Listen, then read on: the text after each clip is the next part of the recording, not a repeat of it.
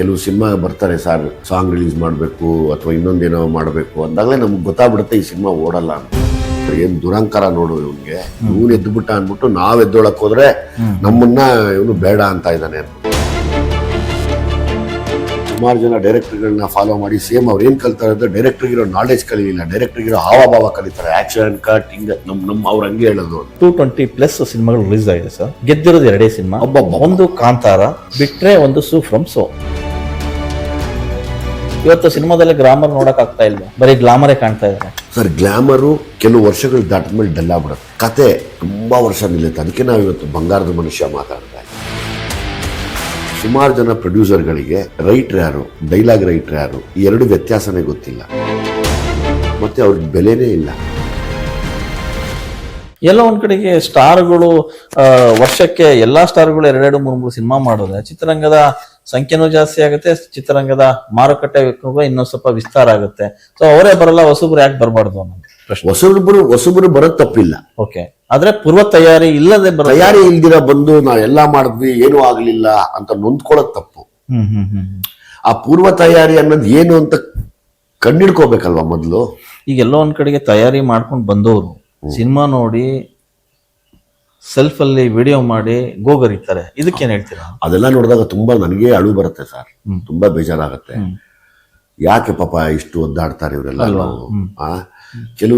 ಕೆಲವ್ರು ನಾವು ಮೊದಲೇ ಹೇಳ್ಬಿಡ್ತೀವಿ, ಕೆಲವು ಸಿನಿಮಾ ಬರ್ತಾರೆ ಸರ್, ಸಾಂಗ್ ರಿಲೀಸ್ ಮಾಡಬೇಕು ಅಥವಾ ಇನ್ನೊಂದೇನೋ ಮಾಡಬೇಕು ಅಂದಾಗಲೇ ನಮ್ಗೆ ಗೊತ್ತಾಗ್ಬಿಡುತ್ತೆ ಈ ಸಿನಿಮಾ ಓಡಲ್ಲ ಅಂತ. ಅವ್ರಿಗೆ ನಾವ್ ಎದುರುಗಡೆ ಹೇಳಿದ್ರೆ ಬೇಸರ ಆಗುತ್ತೆ, ನಮ್ಮ ಮೇಲೆ ತಪ್ಪಿಲ್ಕೋತಾರೆ. ಏನ್ ದುರಂಕಾರ ನೋಡು ಇವನ್ಗೆ, ಇವನು ಎದ್ದುಬಿಟ್ಟ ಅಂದ್ಬಿಟ್ಟು ನಾವ್ ಎದ್ದೊಳಕ್ ಹೋದ್ರೆ ನಮ್ಮನ್ನ ಇವನು ಬೇಡ ಅಂತ ಇದ್ದಾನೆ ಅಂದ್ಬಿಟ್ಟು ಸುಮಾರು ಜನ ಬರೋದೇ ಇಲ್ಲ. ಯಾರು ತಾಳ್ಮೇಲೆ ಬರ್ತಾರೆ ಇಲ್ಲಿ? ತಾಳ್ಮೇಲೆ ಬಂದು ಸರ್ ಇದಕ್ಕೆ ಏನ್ ಕಷ್ಟ ಇದೆ, ನಾನೇನ್ ಕಷ್ಟ ಅನುಭವಿಸಬಹುದು ಅಥವಾ ಬುದ್ಧಿವಂತಿಕೆಯಿಂದ ಹೆಂಗ್ ಮಾಡ್ಬೋದು, ಎರಡನ್ನೂ ಯೋಚನೆ ಮಾಡಿದ್ರೆ ಆಗತ್ತೆ ಸರ್. ಈಗ ನಾನೇನೋ ಕಲ್ತ್ಬಿಟ್ಟಿದೀನಿ, ನಿಮ್ ಕೈ ಕೆಳಗಡೆ ಇದ್ದೀನಿ, ನಾನೇನೋ ಆಗೋಗ್ಬಿಡ್ತೀನಿ ಅಂದ್ರೆ ಏನೂ ಆಗಲ್ಲ.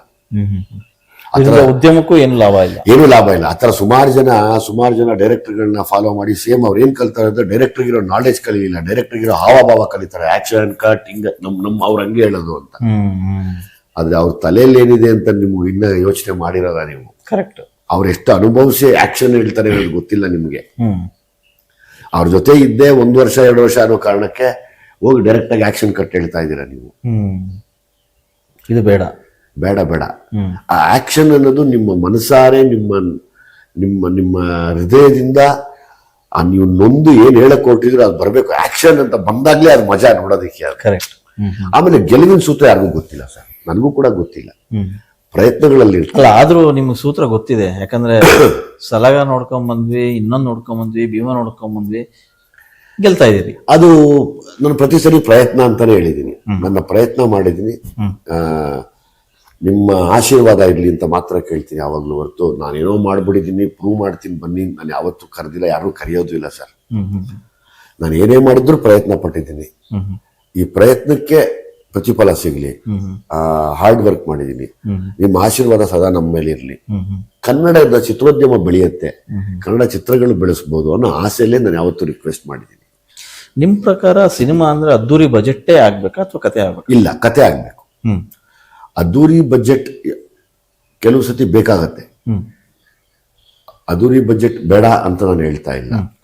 ಕತೆ ಡಿಮ್ಯಾಂಡ್ ಮಾಡಿದ್ರೆ ಅದಕ್ಕೆ ವ್ಯಾಲ್ಯೂಯಬಲ್ ಆರ್ಟಿಸ್ಟ್ಗಳಿದ್ರೆ, ಅದಕ್ಕೆ ಸೌಲಭ್ಯಗಳು ಕರೆಕ್ಟ್ ಆಗಿದ್ರೆ 100% ತುಂಬಾ ಖರ್ಚಿನ ಸಿನಿಮಾನು ಮಾಡ್ಬೋದು.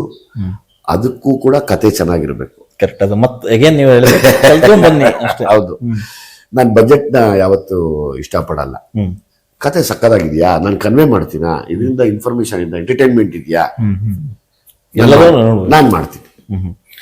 ಕನ್ನಡದಲ್ಲಿ ಇದುವರೆಗೂ 220+ ಸಿನಿಮಾಗಳು ರಿಲೀಸ್ ಆಗಿದೆ ಸರ್. ಇನ್ನೂ 2 ವೀಕ್ಸ್ ಬ್ಯಾಲೆನ್ಸ್ ಇದೆ. 10-15 ಸಿನಿಮಾ ಬರಬೇಕು.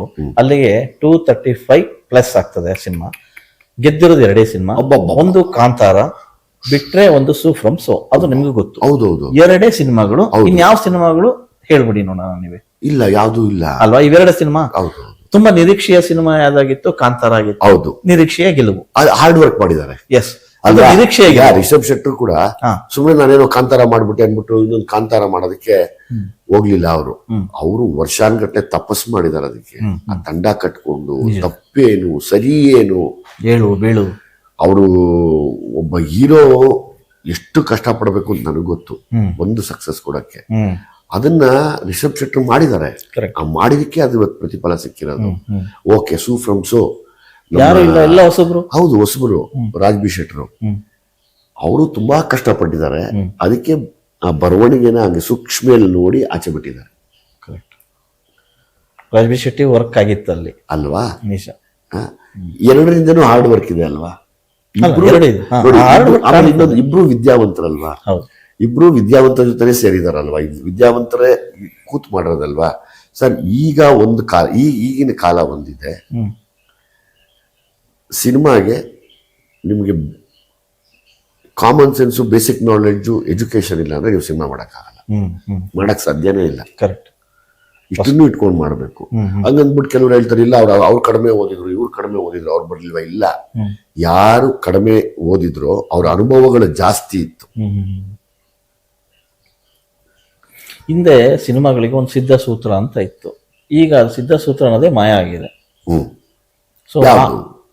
ಒಂದು ಇದು ಹಿಂಗೆ ಇರಬೇಕು, ಇದು ಈ ತರನೇ ಬರಬೇಕು ಅನ್ನೋ ತರ ಒಂದು ಗ್ರಾಮರ್ ತರ ಮಾಡೋದು. ಸಿನಿಮಾ ಅಂದ್ರೆ ಆ ಗ್ರಾಮರ್ ಮೂಲಕನೇ ಹೋಗ್ತಿದ್ರು.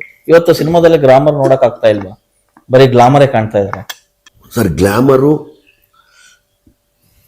ಕೆಲವು ವರ್ಷಗಳು ದಾಟಿದ ಮೇಲೆ ಡಲ್ ಆಗ್ಬಿಡತ್ತೆ, ಓಕೆ, ಬಾಡೋಗ್ಬಿಡತ್ತೆ. ಹೌದು. ಕತೆ ತುಂಬಾ ವರ್ಷ ನಿಲ್ಲುತ್ತೆ. ಅದಕ್ಕೆ ನಾವು ಇವತ್ತು ಬಂಗಾರದ ಮನುಷ್ಯ ಮಾತಾಡ್ತಾ ಇದ್ದೀವಿ ಅಲ್ವಾ? ನಾನು ವರ್ಷದಲ್ಲಿ ಒಂದ್ಸತಿ ನಾನೊಂದು ಸಿನಿಮಾ ಮಾಡ್ಬೇಕು, ಒಂದ್ಸರಿ ಬಂಗಾರದ ಮನುಷ್ಯ ನೋಡಕ್ ಇಷ್ಟಪಡ್ತೀನಿ. ಓ, ಸುಮ್ಮನೆ ನೋಡ್ತೀನಿ, ಬಾ ಏನಯ್ಯ ಹಿಂಗ್ ಮಾಡಿದ್ದಾರೆ ಆ ಕಾಲಕ್ಕೆ ಅಂತ. ನಿಜ. ಹಂಗೆ ಗ್ಲಾಮರು ಕೊನೆವರೆಗೂ ಇಲ್ಲ. ಅದೆಲ್ಲೂ ಪ್ರೂವ್ನೇ ಆಗಿಲ್ವಲ್ಲ, ಹೌದು. ಅದಕ್ಕೆ ಸಾಕ್ಷಿಗಳೇ ಇಲ್ವಲ್ಲ. ಗ್ಲಾಮರ್ ನಿಲ್ಲಲ್ಲ. ಗ್ಲಾಮರ್ ಒಂದ್ ದಿವಸ ಬಾಡೋಗತ್ತೆ. ಕಥೆಗಳು ಮತ್ತೆ ಯೋಚನೆಗಳು ಮತ್ತೆ ಕೆಲಸಗಳು ತುಂಬಾ ದಿವಸ ನಿಲ್ಲುತ್ತೆ ಇಲ್ಲಿ. ಎಸ್, ಕನ್ನಡ ಚಿತ್ರರಂಗ ಅಷ್ಟೇ ಅಲ್ಲ, ಬೇರೆ ಯಾವ ಚಿತ್ರರಂಗದ ಸಿನಿಮಾಗಳನ್ನು ತಗೊಳ್ಳಿ, ಇವಾಗ ನೋಡುವ ಪ್ರೇಕ್ಷಕನ ನೋಡುವ ನೋಟ ಬದಲಾಗಿದೆ. ಎಲ್ಲ ಕೂಡ ಮೊಬೈಲಿಗೆ ಬಂದು ನಿಂತಿದೆ. ಹೌದು. ಸೊ ಥಿಯೇಟರ್ಗೆ ಕರೆಸ್ಕೊಳ್ಳುವಂಥ ತಾಕತ್ತು ಬರೀ ಸ್ಟಾರ್ ನಟರಿಗೆ ಅಷ್ಟೇನೆ ಇರೋದು ಅನ್ನೋ ಮಾತುಗಳು ಬರ್ತಾ ಇದೆ. So example so from so ಆ ಥರದ ಹೊಸಬ್ರು ಬಂದ್ರೂ ಕೂಡ ಕರೆಸ್ಕೊಳ್ಳೋಂಥ ಸಾಧ್ಯತೆಗಳು ಇರ್ತವೆ. ಸೊ ನೀವೇ ಹೇಳ್ದಂಗೆ ಇಲ್ಲಿ ಪೂರ್ವ ತಯಾರಿ ಮಾಡ್ಕೊಂಡೇ ಬರಬೇಕು ಅನ್ನೋ. ಹೌದು ಹೌದು. ಸೊ ಈಗ 190+ ಸಿನಿಮಾಗಳು ಹೊಸಬ್ರು ಬಂದ್ರು ಕೂಡ ಚಿತ್ರರಂಗದ ಚಟುವಟಿಕೆಯನ್ನ ಸದಾ ನಿರಂತರವಾಗಿ ಇಟ್ಟಿದ್ದು ಹೊಸಬ್ರೆ. ಹೌದು ಹೌದು. ಸೊ ಎಲ್ಲೋ ಸ್ಟಾರ್ ನಟರು 2 ವರ್ಷಕ್ಕೆ ಅಥವಾ 3 ವರ್ಷಕ್ಕೆ ಒಂದೊಂದು ಸಿನಿಮಾ ಬರ್ತವೆ. ಸೊ ಯಾಕೆ ಸಾಧ್ಯ ಇಲ್ಲ ವರ್ಷಕ್ಕೊಂದು ಮಾಡೋದಕ್ಕೆ? ಸಾಧ್ಯವಿಲ್ಲವೇ? ಸ್ಟಾರ್ ಸಾಧ್ಯ ಇದೆ, ಸಾಧ್ಯ ಇದೆ. ಅದಕ್ಕೆ ನಮ್ಮಲ್ಲಿ ಇವತ್ತೊಂದು ದೊಡ್ಡ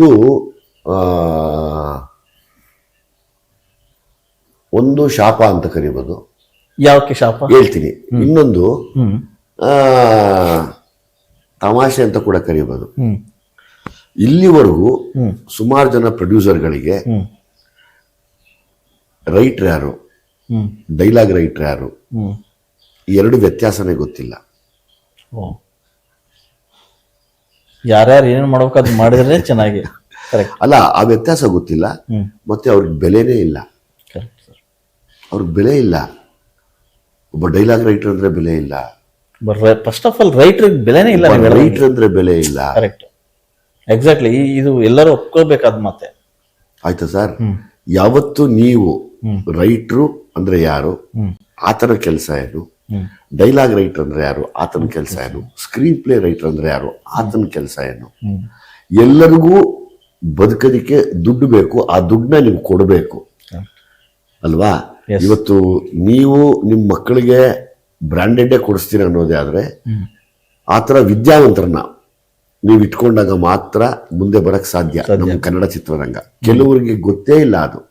ಕೆಲವರು ಮಾತ್ರ ಗೊತ್ತು, ಅವರೆಲ್ಲ ಸರ್ವೈವ್ ಆಗ್ತಾ ಹೋಗ್ತಾ ಇದ್ದಾರೆ. ಕರೆಕ್ಟ್ ಕರೆಕ್ಟ್, ನಿಜ. ಹೌದು ಅಲ್ವಾ? ಸೊ ಹಂಗಾಗಿ ಸುಮಾರು ಜನ ಪ್ರೊಡ್ಯೂಸರ್ಸ್ಗೆ ಅದ್ರ ವ್ಯಾಲ್ಯೂ ಗೊತ್ತಿಲ್ಲ, ಅವ್ರ ಬೆಲೆ ಗೊತ್ತಿಲ್ಲ. ಒಬ್ಬ ಸಹ ನಿರ್ದೇಶಕನ ಕೆಲಸ ಏನು ಗೊತ್ತಿಲ್ಲ. ಅವನನ್ನ ಯಾರೋ ಪ್ಯೂನ್ ಅನ್ಕೊಂಡ್ಬಿಟ್ಟಿರ್ತಾರೆ, ಏಯ್ ಬರಲಿ ಹೋಗೋ ಅಲ್ಲಿ ಅಂತ. ಸಿಗೋ ಮರ್ಯಾದೆ ಸಿಗ್ತಾ ಇಲ್ಲ. ಅಲ್ವಾ? ಬೇರೆ ಇಂಡಸ್ಟ್ರಿ ಒಬ್ಬ ಸಹ ನಿರ್ದೇಶಕನೇ ನಿರ್ದೇಶಕ ಆಗಿದ್ದು ಅಲ್ವಾ? ಅಲ್ವಾ? ಅವನ್ಗೆ ಬೆಲೆ ಕೊಡೋದು ನಿಮ್ಗೆ ಗೊತ್ತಿಲ್ಲ ಅಂದ್ಮೇಲೆ ಸುಮ್ಮನೆ ಯಾಕೆ ಕನ್ನಡ ಚಿತ್ರರಂಗ ಮುಂದುವರೆದಿಲ್ಲ ಅಂತ ಮಾತಾಡ್ತೀರಾ? ಕರೆಕ್ಟ್. ಅಲ್ಲ, ನೀವು ಹೇಳಿದ್ದು ಅಕ್ಷರಶಃ ನಿಜ. ಯಾಕಂದ್ರೆ ಬೇರೆ ಸಿನಿಮಾ ರಂಗಗಳಲ್ಲಿ ನಾವು ಗಮನಿಸ್ದಂಗೆ ಅಲ್ಲಿಗೆ ರೈಟರ್ಸ್ಗೆ ಕೊಡುವಂತ ವ್ಯಾಲ್ಯೂನೇ ಬೇರೆ. ಹೌದು. ಬಟ್ ನಮ್ಮ ಕನ್ನಡ ಚಿತ್ರರಂಗದಲ್ಲಿ ಇದು ಆಗ್ತಾ ಇಲ್ಲ. ನೀವು ಬೇರೆ ಬೇರೆ ಆಯಾಮದಲ್ಲಿ ಇರ್ತಕ್ಕಂಥ ಟೆಕ್ನಿಷಿಯನ್ಗಳಿಗೆ ಕೊಡ್ತೀರಿ. ಮೊದಲು ಸಿನಿಮಾ ಆಗೋದು ಯಾರಿಂದ? ರೈಟರ್ ಪೆನ್ ಇಟ್ಟ ಮೇಲೆ ಕತೆ ಆಗೋದು. ಆಮೇಲೆ ಎಲ್ಲ ಪಾತ್ರಗಳು ಜೋಡಣೆ ಆಗೋದು. ಹೌದು. ಅವರಿಗೆ ನೀವು ಬೆಲೆ ಕೊಟ್ಟಿಲ್ಲ ಅಂದ್ರೆ ಹೆಂಗೆ? ಕರೆಕ್ಟ್. ಫಸ್ಟ್ ಅಲ್ಲ ಆಗ್ಬೇಕಾಗಿದೆ. ಈಗ ನೀವು ಬಂಡವಾಳ ಹೂಡೋರು ಆಯ್ತು, ಕೆಲವ್ರಿಗೆ ಆಸೆ ಇದೆ, ಅದನ್ನ ಬಿಸ್ನೆಸ್ ಅಂತ ಮಾಡ್ತೀರಾ, ಸಂತೋಷ ಮಾಡಿ. ಬಿಸ್ನೆಸ್ ಜೊತೆಗೆ ಒಂದ್ ಸ್ವಲ್ಪ ಓದ್ಕೊಂಡಿರಿ, ಅಟ್ಲೀಸ್ಟ್ ನಿಮ್ ಕತೆ ಏನು ಅಂತ ಅರ್ಥ ಆಗತ್ತೆ. ಕರೆಕ್ಟ್. ಅದು ಬದುಕಿನ ಕಥೆನೂ ಅರ್ಥ ಆಗುತ್ತೆ. ಯಾರಾಗ್ತಾರೆ ಎಂಎಲ್ಎ ಅಭ್ಯರ್ಥಿ 2028 ಶೀಘ್ರದಲ್ಲೇ. ಪ್ರತಿದಿನ ಒಂದೊಂದು ಕ್ಷೇತ್ರದ ಟಿಕೆಟ್ ಆಕಾಂಕ್ಷಿಗಳ ಸಂಪೂರ್ಣ ಮಾಹಿತಿ ಪೊಲಿಟಿಕಲ್ ಜರ್ನಲಿಸ್ಟ್ KM ಶಿವಕುಮಾರ್ ಅವರಿಂದ. ಕರ್ನಾಟಕದ ನಂಬರ್ 1 ಡಿಜಿಟಲ್ ಮೀಡಿಯಾ ನಿಮ್ಮ ನೆಚ್ಚಿನ ಕರ್ನಾಟಕ ಟಿವಿಯಲ್ಲಿ ಮಾತ್ರ.